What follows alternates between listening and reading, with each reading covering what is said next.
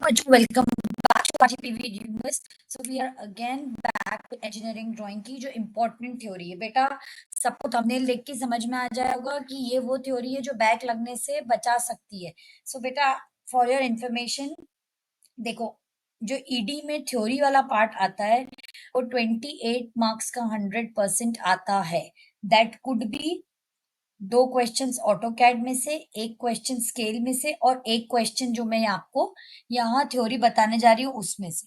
या बेटा 3 question auto CAD में से, 1 स्केल में, या 1 क्वेश्चन ऑटो कैड में से 1 स्केल में और 2 क्वेश्चन इससे. सो बेटा कुछ भी हो सकता है, पर पूरे पेपर में 28 मार्क्स की थ्योरी आती है. तो ताकि हम सबकी 12 बजे हमें कोई बैक नहीं लगेगी भी नहीं किसी भी हालत में, ठीक है, मैं तक आपके साथ में. तो उसलिए ये थ्योरी बनाई गई है पास्ट ईयर्स के पेपर को एनालाइज करके, लास्ट 10 ईयर्स के, कि कौन कौन से ऐसे और क्वेश्चन है जो हमें बैक लगने से बचा सकते हैं. बेटा ये शॉर्ट वीडियो होगी, very short and sweet, just like little little pretty little baby, just like that. इसे बस क्विकली ऑन द गो, खाना खाते हुए या चिट चैट करते हुए. बेटा चिट चैट करते हुए तो मत देखना, नहीं तो फिर कुछ पता ही नहीं चलेगा, मेरी बात में तो ध्यान ही नहीं लगेगा. पर हाँ मतलब कोई भी एक्सवाइजेड का वोटा काम करते हुए देख भी लोगे तो 7 नंबर पक्के हैं. तो बेटा हमें 7 नंबर के लिए थोड़ा सा स्ट्रगल करना पड़ेगा. थोड़ी सी वीडियो है, देख लो, आज बढ़िया एक क्वेश्चन आ जाएगा तो तुम्हारा काम बन जाएगा. तो बेटा देखो, लास्ट के पेपर्स में ये पाया गया है कि कोई से भी कर्व पे नेचुरली हाइपोसाइक्लॉइड पे आया है एक दो पेपर्स भी शॉर्ट को. तो मैंने क्या किया कि जितने भी कर्व्स हैं, जितने भी है, उन सब पे क्या किया है, शॉर्ट नोट 5-5 6-6 पॉइंट्स का बना दिया है, ताकि किसी पे भी आए तो हम पेपर को हरा दें लेकिन पेपर हमारी 12 ना बजा पाए. तो बेटा सबसे पहला है पैराबोला. पैराबोला वो वाला कर्व होता है जो आप सबको पता है कैसे बनता है. किसी भी पॉइंट को ऐसे मूव करने से ताकि एक पर्टिकुलर कोई सा भी पॉइंट, फिक्स पॉइंट और फिक्स्ड डिस्टेंस से उसे मूव करने, इक्वी डिस्टेंस, एक इक्वल डिस्टेंस पे मूव करने को हम पैराबोला बोलते हैं. तब वाला कर्व जब फॉर्म होता है जब एक पॉइंट पे, वो पॉइंट जहां पे आपको आपकी क्रश आके धोखा दे देती है, उसी पॉइंट से इक्वी डिस्टेंट पॉइंट जो होगा, एक फिक्स्ड पॉइंट और एक फिक्स्ड लाइन है ना, एक फिक्स्ड पॉइंट. बेटा सॉरी मैंने थोड़ा गड़बड़ बोल दिया, डिस्टेंस बोल दिया. पैराबोला वो कर्व है जो उस पॉइंट से मूव करके पॉइंट को बनता है जो किसी भी लाइन से इक्वी डिस्टेंट है और किसी भी पॉइंट से इक्वी डिस्टेंट है ना. कोनिक सेक्शन में फॉर्म कैसे होता है, ये कोन होता है, कोन, आइसक्रीम को हम बास्किन रॉबिन्स जाके खाते हैं. फॉर्म बाय उस कोन को पैरेलल साइड से कट करके, स्लाइस करके, उसका बेटा स्लाइस करके, है ना, जैसे पिज्जा के स्लाइस होते हैं जो हम अपने भाई बहन को नहीं देते, वैसे ही कोन को पैरेलल साइड से स्लाइस करके बनता है पैराबोला और पैरेलल. इस बात को याद रखो, पैरा है तो मतलब पैरेलल साइड को कट करेंगे, ठीक है. एक्सेस ऑफ सिमेट्री जो इसकी होती है वो पैराबोला को दो इक्वल पार्ट्स में डिवाइड करती है, क्योंकि वो इक्विडिस्टेंट है लाइन से, तो ऑब्वियसली जब उसे कट करेंगे तो दो इक्वल पार्ट्स निकलेंगे. सैटेलाइट्स डिशेस में, हेडलाइट रिफ्लेक्टर्स में यूज होता है ये. शेप ऑफ पैराबोला क्या होता है, यू शेप्ड होता है और इसकी इक्वेशन होती है y square equals to 4x. ये तो आप सबने बेटा मैथ्स में पढ़ी रखी होगी. नेक्स्ट कर्व होता है हाइपरबोला, जिसमें क्या होता है, जो डिस्टेंस का डिफरेंस होता है किसी भी पॉइंट से कर्व पर, वो बिल्कुल फिक्स्ड रहता है, कांस्टेंट रहता है. मतलब किसी भी पॉइंट से आप कर्व के ऊपर डिस्टेंस ले लो 2 पॉइंट्स का, वो फिक्स्ड रहेगा, है ना. ये कैसे बनता है, कोन को कट करने से उस प्लेन में जो स्मॉलर एंगल बनाता है कोन के एक्सिस के साथ, then the side of the cone, मतलब एक्सिस जहां पे खत्म हो रही है कोन की, उधर से जो स्मॉलर एंगल बना रहा है उस साइड से कट करेंगे तो ये हाइपरबोला बन जाएगा, जो बिल्कुल भी हाइपर नहीं है, बेचारा सीधा साधा, पता नहीं क्यों इसको बदनाम करने के लिए नाम रख दिया. इसके भी सेम लाइक पैराबोला, इसके भी 2 सिमेट्रिकल ओपन कर्व्स बनते हैं. नेविगेशन में और एस्ट्रोनॉमी में यूज होता है ये. इसकी 2 branches are mirror images of each other, मतलब दोनों साइड एक दूसरे साइड से सिमेट्रिकल है, तो दोनों एक दूसरे का मिरर इमेज बनाती, मतलब एक जैसा. इसकी इक्वेशन क्या हो सकती है, X square upon A square minus Y square upon B square equals to 1, जहाँ पे एक्स और वाई क्या होते हैं, कोऑर्डिनेट्स होते हैं. क्लियर है.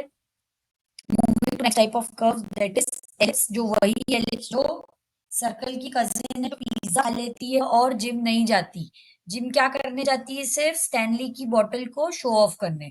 तो ellipse is a curve which is form जहां पे सम ऑफ डिस्टेंस किसी भी पॉइंट से, है ना, टू फिक्स पॉइंट पे is always constant. For an example, ellipse में कहीं पे भी डिस्टेंस का सम निकालो, क्योंकि बेटा अल्टीमेटली वो एक सर्कल है, हमेशा एंड होगा, लूप में ही एंड होगा।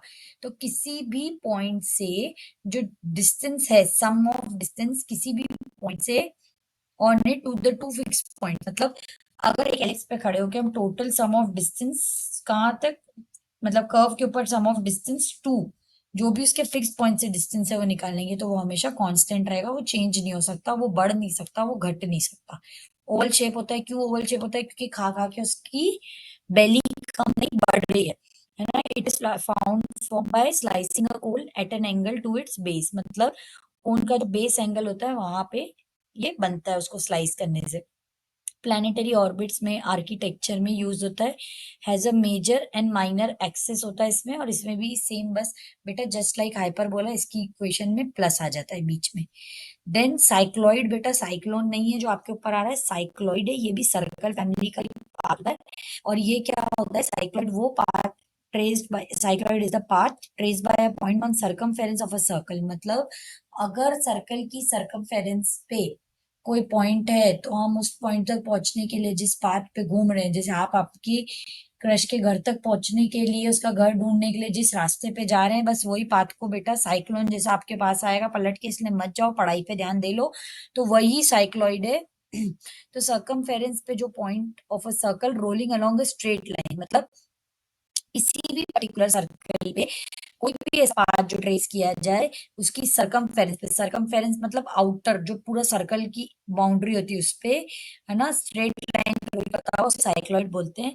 ये कैसा दिखता है? सीरीज ऑफ आर्क, बहुत सारी आर्क की सीरीज का ये एक पीरियोडिक कर्व है।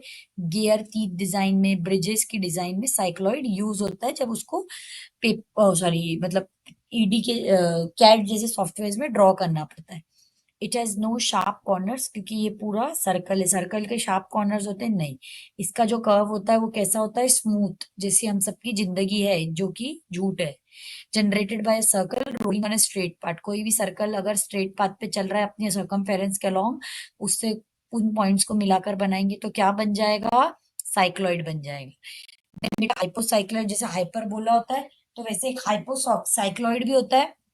ये कैसे बनता है? Is traced by point on a circle rolling inside another fix circle, मतलब एक के अंदर एक, है ना, मतलब एक सर्कल है उसके अंदर अगर कोई और सर्कल हो उसके अंदर जो रोल कर रहा है वो, है ना। ये क्या करता है? शार्प और पॉइंटेड कर्व्स होते हैं इसमें। मैकेनिक्स में यूज होता है, गियर सिस्टम में सेम है साइक्लॉइड। इसके नंबर ऑफ कप्स जो होते हैं वो किस पे डिपेंड करते हैं? रेडियस के रेशियो पे। ये एक क्लोज्ड कर्व होता है और इसका जो रेशियो होता है वो रेशनल होता है, रेशनल नहीं हो सकता। कैम प्रोफाइल्स में ये बहुत ज्यादा कॉमन है ना। एपिसाइक्लॉइड क्या होता है? ये वो पॉइंट होता है सर्कल पे जो सर्कल के बाहर कोई अगर फिक्स सर्कल बनाया है तो उसके आउटसाइड जो लाइन रोल करती है वो पॉइंट जो सर्कल के आउटसाइड रोल कर रहा है। हाइपोसाइक्लॉइड क्या था? इनसाइड। साइक्लॉइड क्या था? स्ट्रेट लाइन पे। और एपीसाइक्लॉइड क्या होगा? आउटसाइड अनदर फिक्स सर्कल अगर कुछ रोल कर रहा है तो वो। It also produces series of smooth loops, provide करता है वही स्मूथ लाइफ जो हम सबकी नहीं है। Used in clock gears and turbines भी यूज होता है। इसके नंबर ऑफ लोब्स जो होते हैं वो किस पे डिपेंड करते हैं? रेडियस रेशियो पे। ये एक पीरियोडिक कर्व भी है और एक क्लोज्ड कर्व भी, मतलब mix of cycloid and hypocycloid related to planetary gear treads. एक लास्ट तरीके का होता है जो होता है वॉल्यूम, है ना। ये कैसे होता है? Is trace by the end of a string unbound from a circle. वो स्ट्रिंग जो सर्कल से दूर है उसी के साथ से जुड़ा होता है। वो इम्पोर्टेंट होता है कि डिजाइन का सबको भी नहीं होता है कि डिजाइन भी वो टू जिसे कोलगेट से ब्रश करते हैं उसमें कॉमन है। It increases continuously without repeating, बढ़ता जाता है। शार्प एजेस नहीं होती, स्मूथ और फाइल होता है क्योंकि स्ट्रिंग से बनता है। कैम्स और पुलीज में बहुत ज्यादा कॉमन होता है और सर्कल के बेस रेडियस पे डिपेंड करता है। बेटा ये बहुत, मतलब ये तो बोल रहा हूँ कि बहुत ज्यादा इंपॉर्टेंट क्वेश्चन है, बट आ सकता है किसी पे भी लिखने के लिए, तो इसीलिए अपन पहले से ही ऑल सेट रहे। ठीक है, ये भी पास्ट ईयर में आया हुआ क्वेश्चन है, क्या आपको प्रोजेक्शन क्या होता है और what is the principle of projection. तो प्रोजेक्शन क्या होता है, वो टेक्निक होती है इंजीनियरिंग ग्राफिक्स की जो किसी भी ऑब्जेक्ट को 3D में रिप्रेजेंट करती है, इस पे 2D प्लेन में। मतलब जो जिस जो प्लेन है जिसमें हम किसी भी ड्राइंग को रिप्रेजेंट करते हैं वो क्या है, 2D है। मतलब उसके पास सिर्फ एक्स और वाई, मतलब वो आप खुद एक्स, ओ सॉरी, मतलब आप खुद एक्स नहीं, सॉरी बेटा, sorry, do not get hurt, आपकी एक्स और आप, लेकिन वो एक प्लेन है ना। उसमें अगर किसी डिजाइन को 3D में रिप्रेजेंट करना है जहां आपकी एक्स वाई और थर्ड व्हील है जो बीच में, उसको रिप्रेजेंट करना है पेपर पेन पे, स्क्रीन पे, इमेजिनरी लाइन्स थ्रू, उसको हम प्रोजेक्शन बोलते हैं। आई होप बेटा डेफिनेशन क्लियर होगी। ये इमेजिनरी लाइंस होती हैं इसमें जिनको क्या बोलते हैं, प्रोजेक्टर्स, है ना। ये हर पॉइंट पे ड्रॉ होती है on the object and meet a flat surface known as plane of projection. मतलब इमेजिनरी लाइंस 3D शेप में ड्रॉ होती हैं और सरफेस पे मीट करती हैं और उस सरफेस को क्या बोलते हैं, plane of projection. Projection principle क्या होता है, is based on visual rays और projectors that extend from an object to an observer's eye. किस पे डिपेंड करता है कि वो विजुअल रेज या प्रोजेक्ट, विजुअल रेज या प्रोजेक्टर्स या लाइन, ये तीनों चीजें सेम ही है ना, जो किसी भी ऑब्जेक्ट से एक्सटेंड होती है। किसी भी ऑब्जेक्ट से अगर कुछ लाइंस निकल रही है और ऑब्जर्वर के आईज पे पहुंच रही है हम सबकी, और प्रोजेक्शन की गई है बहुत जल्दी कोई पर्टिकुलर शेप और साइज ऑफ ऑब्जेक्ट बनाने के लिए बेटा। जैसे जब कोई थर्ड व्हील होता है तो आंखें खुल जाती है ना अपनी, बस वही ऑब्जर्वर आई पे अगर किसी भी विजुअल रे, प्रोजेक्टर या लाइन, है ना, जो किसी भी ऑब्जेक्ट से एक्सटेंड होकर हमारी आंखों तक पहुंच रही है या प्रोजेक्शन प्लेन में पहुंच रही है कोई पर्टिकुलर शेप या साइज प्रोड्यूस करने के लिए, उसको क्या बोलते हैं, प्रिंसिपल ऑफ प्रोजेक्शन। प्रोजेक्शन क्यों यूज होता है, क्योंकि हमें डिफरेंट डिफरेंट व्यूज देखने होते हैं, जैसे front view, top view, side view. Isometric projection का इंपॉर्टेंट क्वेश्चन आएगा ही आएगा, मैंने बोला ना। तो उसमें क्या आएगा बनाने के लिए एग्जाम में कि फ्रंट व्यू बनाओ, टॉप व्यू बनाओ, साइड व्यू बनाओ। तो बस बेटा वही अंडरस्टैंड करने के लिए प्रोजेक्शन हेल्प करता है। प्रोजेक्शन के दो मेनली दो कैटेगरीज में होता है, एक फर्स्ट एंगल प्रोजेक्शन और एक third angle projection.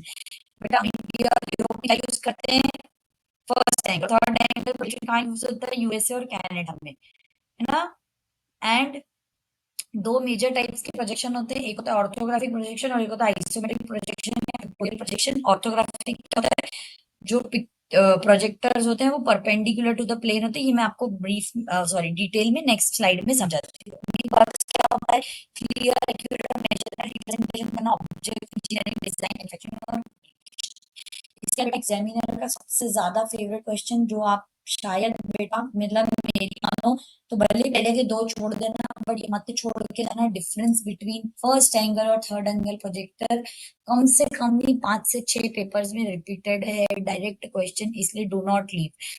First angle projection क्या होता है, जो फर्स्ट क्वाड्रेंट में बनाया जाता है। थर्ड एंगल प्रोजेक्शन क्या होता है, जो थर्ड, मतलब ऑब्जेक्ट कहाँ पे प्लेस है, फर्स्ट एंगल प्रोजेक्शन में फर्स्ट क्वाड्रेंट में, ना, और थर्ड एंगल में कहाँ पे प्लेस्ड है, थर्ड क्वाड्रेंट में। फर्स्ट एंगल में क्या होता है, जो ऑब्जेक्ट होता है ऑब्जर्वर और प्लेन के बीच में होता है ना, 2D प्लेन जो है उसमें और ऑब्जर्वर में। और थर्ड एंगल में बेटा, थर्ड एंगल मतलब एक थर्ड व्हील, तो वहाँ ऑब्जेक्ट कहाँ होता है, ऑब्जर्वर में और ऑब्जेक्ट के बीच में। मतलब ऑब्जर्वर तो आप हो और या एक्सेस के बीच क्या है, एक third angle, oh sorry third wheel है, प्लेन। तो इसमें बेटा object lies between observer and plane, और बस ये मत लाइन बोलना, इसमें ऑब्जेक्ट लाई कर रहा है कहाँ पे, ऑब्जर्वर और प्लेन के बीच में। इसमें प्लेन लाई कर रहा है यहाँ पे ऑब्जर्वर और ऑब्जेक्ट के बीच में, उल्टा हो गया, ठीक है। Do not miss this line. Top view is drawn below the front view और इसमें top view is drawn above the front view. First angle में क्या होता है, टॉप व्यू फ्रंट व्यू के नीचे बनता है और उसमें टॉप व्यू फ्रंट व्यू के अबव बनता है। इसमें राइट साइड का व्यू होता है is projected to the left side, और उसमें राइट साइड का व्यू होता है is projected to right side only third angle में, क्योंकि बेटा थर्ड क्वाड्रेंट में तो राइट साइड में रहेगा। ये कहाँ पे यूज होता है, इंडिया, यूके और यूरोपियन कंट्रीज में। ये कहाँ पे यूज होता है, यूएसए, कनाडा और ऑस्ट्रेलिया में। देन इसका जो सिंबल होता है, इसमें क्या होता है कि जो कोन होता है वो in front of the circle method represent करता है। इसमें कोन होता है सर्कल के बात होते हैं, ठीक है। ये ऐसा इस साइड होता है। ये कहाँ पे यूज होता है, आईएसओ स्टैंडर्ड टेक्निकल ड्राइंग्स में। ये कहाँ पे यूज होता है, अमेरिकन स्टैंडर्ड टेक्निकल ड्राइंग्स में।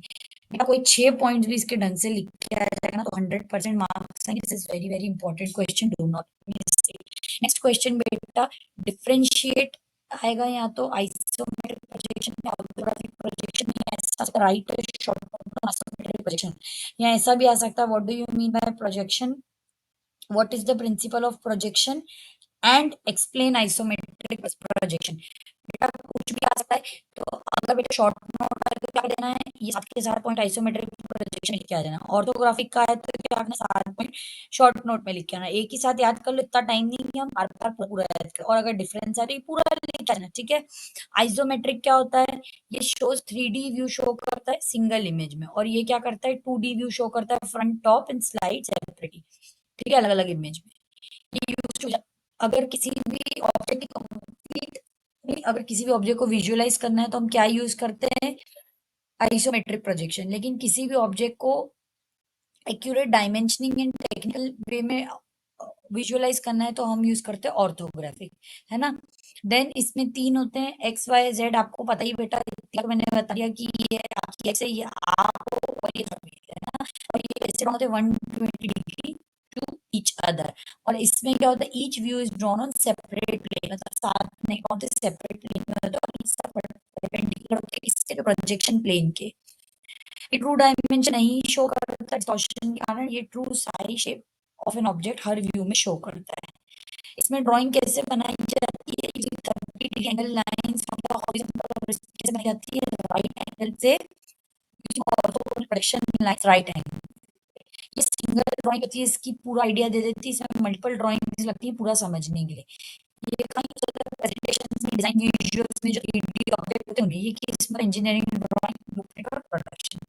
बेटा चाहे शॉर्ट है, चाहे डिफरेंस को बिल्कुल बोल के पी जाओ, है ना। एक बेटा पास केस में ये भी आया हुआ है, difference between isometric view and projection. Isometric view क्या होता है, पिक्टोरियल ड्राइंग होती है जिसमें सिर्फ डायमेंशन, लेकिन प्रोजेक्शन क्या होता है, टेक्निकल प्रोजेक्शन पर इसमें एक्यूरेट प्रोपोर्शन होता है। व्यू में क्या होता है, एक्चुअल डायमेंशन ड्रॉ कर सकते हैं, इसमें आइसोमेट्रिक में होता है डायमेंशन रिड्यूस हो जाता है। रियलिस्टिक होता है ज्यादा आइसोमेट्रिक व्यू, और ये इंजीनियरिंग के लिए पूरा परफेक्ट इमेज देता है। इसमें ड्राइंग स्केल डाउन, इसमें स्केल डाउन की आइसोमेट्रिक स्केल यूज करके। इसमें 30 डिग्री पे ड्रॉ होती है सारी हॉरिजॉन्टल से, इसमें 30 डिग्री पे होती है, बट डायमेंशन तो सबसे पहले कवर किया जाता है, 30 डिग्री में बाद में होती है, easier and faster visual representation के लिए। और ये थोड़ा सा ज्यादा टेक्निकल होता है, लेकिन ये एग्जैक्ट ड्रॉइंग देता है। बेटा एक लास्ट ईयर मतलब में 23 में क्वेश्चन आया name the methods which are employed to determine the length and true indications of a true inclinations of a straight line।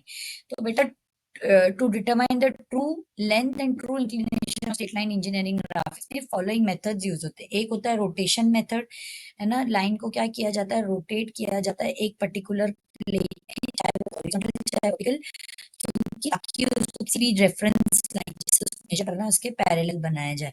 After rotation true length मिल जाती है हमें, और इंक्लिनेशंस रोटेटेड व्यू से major कर सकते हैं। नेक्स्ट होता है ट्रेपेजॉइडल प्लेन मेथड। इसमें क्या होता है, एक ट्रेपेजॉइड कंस्ट्रक्ट किया जाता है प्रोजेक्शन यूज करके, और उसको डायमेंशन दी जाती है, फिर एक ट्रू लेंथ ऑब्टेन होती है by completing the trapezoid line. ये geometrical construction based method. Then होता है ऑक्सिलरी प्लेन मेथड। इसमें लाइन क्या होती है, ऑक्सिलरी प्लेन में प्रोजेक्टेड होती है, जो कि परपेंडिकुलर होती है to one view, parallel to another view, मतलब parallel to another line, one view के परपेंडिकुलर और पैरेलल टू, मतलब वही बेटा आपकी सेटिंग जैसा, loyal to you but talking to someone else, this gives the true length और true angle directly auxiliary view में। क्लियर। देन होता है ट्रायंगुलेशन मेथड। ये व्हेन एग्जैक्ट प्रोजेक्शंस हमें पता रहते हैं, इसमें कैसे कैलकुलेट करते हैं, पाइथागोरस थ्योरम या स्केलिंग करके करते हैं। आया हुआ है लास्ट में इसलिए बता दिया, इंपॉर्टेंट बहुत ज्यादा है नहीं, इसको प्रेडिक्ट नहीं कर सकते बेटा। देन लास्ट क्वेश्चन ये भी आया हुआ है एक पेपर में, कभी understand by traces of line. तो ट्रेसेस ऑफ लाइन बहुत इजी टॉपिक है। ये क्या होते हैं, वो पॉइंट्स होते हैं जहाँ पे लाइन जो होती है हॉरिजॉन्टल प्लेन और वर्टिकल प्लेन को मिलती है जाके, ठीक है। तो ट्रेसेस हॉरिजॉन्टल प्लेन और वर्टिकल प्लेन के एंड पॉइंट्स या इंटरसेक्शन पॉइंट्स को लोकेट करने में यूज होते हैं। Traces are use to locate end points और intersection points of a line with HP and VP. Horizontal trace जो होता है जहाँ पे लाइन हॉरिजॉन्टल प्लेन में मिलती है, वर्टिकल ट्रेस क्या होता है जहाँ पे लाइन वर्टिकल प्लेन में मिलती है। ट्रेसेस क्यों यूजफुल होते हैं, ताकि हमें ऑब्जेक्ट की या लाइन की पोजीशन एंड इंक्लिनेशन पता चले। If line parallel reference plane के तो उसके पास कोई भी ट्रेस नहीं होगा। इफ लाइन एक प्लेन में है तो उसके पास एक it will have trace only on the other plane, मतलब एक प्लेन के अगर लाइन एंड अगर एक प्लेन में पैरेलल है तो कोई भी ट्रेस नहीं होगा, और अगर एक प्लेन में है entirely within one plane तो उसके पास ट्रेस होगा अनदर प्लेन में। जो ट्रेसेस हो तो कैसे निकाल सकते हैं प्रोजेक्शन ऑफ लाइन में, जब तक वो एक्स वाई लाइन को नहीं मिलते and then locating the points on the origin. ठीक है बेटा, इनको एक बार ध्यान से पढ़ लेना क्वेश्चंस को, जिसमें से first anti projection direction very important, isometric projection पे शॉर्ट नोट इंपॉर्टेंट आया हुआ, हाइपोसाइक्लिक पे शॉर्ट नोट आया था, एंड अपार्ट फ्रॉम दैट इनका डिफरेंस भी आ सकता है ऑर्थोग्राफिक या आइसोमेट्रिक प्रोजेक्शन, इन दोनों को एक्सप्लेन करने के लिए भी आ सकता है। तो बेटा don't miss all these topics, sorry all these questions, direct question लेती यही पूछे जाते हैं इसलिए ना। ये तरह से पढ़ लें, ध्यान में रख लेना, फर्स्ट एंगल थर्ड एंगल और आइसोमेट्रिक तो इंपॉर्टेंट है, ये थोड़ा ध्यान रखना। मिलते हैं नेक्स्ट लेक्चर में, do like share and subscribe, बिल्कुल भी डरने की जरूरत नहीं है।